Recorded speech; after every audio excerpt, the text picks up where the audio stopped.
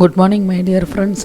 இன்றைக்கி மஞ்சள் பூசணிக்காயில் ஒரு சூப்பரான அல்வா எப்படி செய்கிறது, ஈஸியாக எப்படி செய்கிறது, செலவு குறைவாக எப்படி செய்கிறது அப்படின்றது தான் இன்றைக்கி நம்ம வீடியோவில் பார்க்க போகிறோங்க.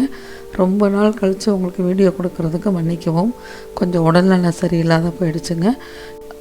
ஒரு பெரிய ஸ்டார் ஹோட்டலில் செய்கிற மெத்தடில் ரொம்ப எளிய முறையில் சுலபமாக உங்களுக்கு புரிகிற விதத்தில் உங்களுக்கு இந்த வீடியோ அமையும். ப்ளீஸ் இந்த வீடியோவை ஸ்கிப் பண்ணாத பாருங்கள். அதுக்கு முன்னாடி நம்ம சேனலை கொஞ்சம் சப்ஸ்கிரைப் பண்ணிவிடுங்க. இதற்கு தேவையான பொருட்கள் மஞ்சள் பூசணிக்காயின்னு சொல்லிட்டு பெருசாக நீளமாக இருக்கிறதில் வாங்கிறத விட இந்த குட்டி குட்டியாக இருக்கும் பாருங்கள், சிட்டு பரங்கின்னு சொல்லுவாங்க. அதுதான் நல்லா பியூர் ஆரஞ்சு கலரில் ரொம்ப பிரமாதமாக இருக்கும். உங்களுக்கு கலரும் நல்லாயிருக்கும், டேஸ்ட்டும் ரொம்ப நல்லாயிருக்குங்க. அதை வாங்கி நல்லா தோல் சீவி கேரட் துருவி எடுத்து வச்சுக்குங்க. இது பூசணிக்காய் நம்ம எவ்வளோ எடுக்கிறோமோ 2 கப்புக்கு 1 கப்பு சர்க்கரை போதுமானது. அதில் 1 கப்பு சர்க்கரைக்கு அரை கப்பு நெய் போதுமானதுங்க. நெய்யில் வறுக்கிறதுக்கு கொஞ்சம் ஏலக்காய், முந்திரி பருப்பு, வெள்ளரி விதை கொஞ்சம் வச்சுருக்கேன். அதுக்கப்புறம் உங்களுக்கு என்ன நட்ஸு போடுறீங்களோ நீங்கள் அது போட்டுக்கலாம். நான் கொஞ்சம் டியூட்டி ஃப்ரூட்டி கொஞ்சம் எடுத்து வச்சுருக்குறேங்க, போட்டால் நல்லா இருக்குன்றதுக்காக.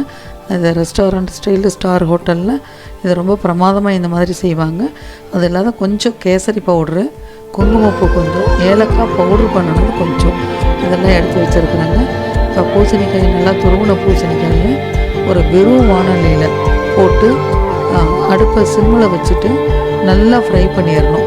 கிட்டத்தட்ட அரை மணி நேரத்துக்கு மேலே இந்த பூசணிக்காயில் இருக்கிற தண்ணி ஃபுல்லாக சுண்டி போட்ட அளவில் சரிப்பாதி சுண்டி வர அளவுக்கு நம்ம நெய்ட்டாக கம்மியில் வச்சுக்கிட்டு அடிக்கடி கிளறி விட்டோம்னா அது நல்லா சுண்டி வந்துடும். உங்களுக்கு நல்லா அந்த துருவன ஷேப்பெல்லாம் போய் நல்லா மசிஞ்சு சுண்டி வந்ததுக்கப்புறம் எடுத்து வச்சுருக்கிற நெய்யில் 3/4 வாசி நெய்யை இதில் போட்டு கொஞ்சம் கொஞ்சமாக போட்டு நல்லா பரட்டி விட்டுருணுங்க.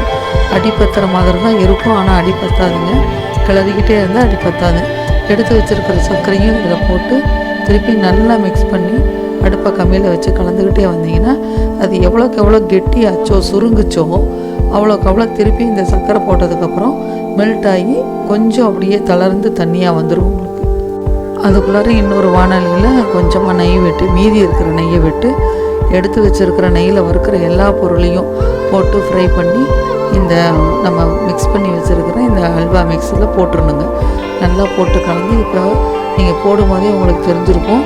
நல்லா அந்த நெய் சர்க்கரை எல்லாம் மிக்ஸ் ஆகி வந்ததுக்கப்புறம் இந்த குங்குமப்பூ, ஏலக்காய் பவுட்ரு, கேசரி பவுட்ரு இதையும் போட்டு நல்லா மிக்ஸ் பண்ணிவிட்டு அடுப்பை கம்மியில் வச்சு ஒரு 10 நிமிஷம் நல்லா கிளறி விட்டு நீங்கள் அடுப்பை நிறுத்தி சர்வ் பண்ண வேண்டியது மட்டும்தான் பாக்கி.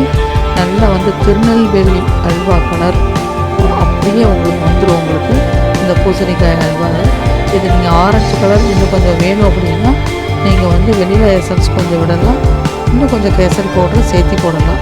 நான் திருநெல்வேலி அல்வா கலர்லேயும் வேணும் அப்படின்றதுனால அந்த மெரூன் கலரில் நான் விட்டுட்டேங்க. இது 1 நாள் 2 நாள் கழித்து நீங்கள் பார்த்தீங்கன்னா அந்த பூசணிக்காய் அல்வாவுக்கு உண்டான ஆரஞ்சு கலர் ஷேடோஸ் வந்துடும். செய்யும் போது மட்டும்தான் நெய் அதிகமாக இருக்கிறதுனால உங்களுக்கு இந்த ப்ரௌன் கலர், மெரூன் கலர் வர்றதுக்கு வாய்ப்பு இருக்குங்க. ஆனால் இதுதான் ரொம்ப ருசி அதிகமானது.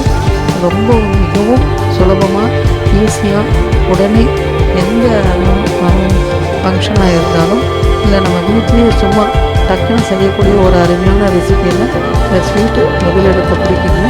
உடலுக்கும் ஆரோக்கியம், மிகவும் அருமையான முறையில் ஸ்டார் ஹோட்டல் மெத்தடில் இந்த அல்வா எப்படி செய்கிறதுன்றதை இன்றைக்கி நான் உங்களுக்கு எக்ஸ்பிளைன் பண்ணியிருக்கேன். ப்ளீஸ் இந்த வீடியோ உங்களுக்கு பிடிச்சிருந்ததுன்னா லைக் பண்ணுங்கள், உங்கள் ஃப்ரெண்ட்ஸுக்கு ஷேர் பண்ணுங்கள், நம்ம சேனலை சப்ஸ்கிரைப் பண்ண மறக்காதீங்க. தேங்க்யூ.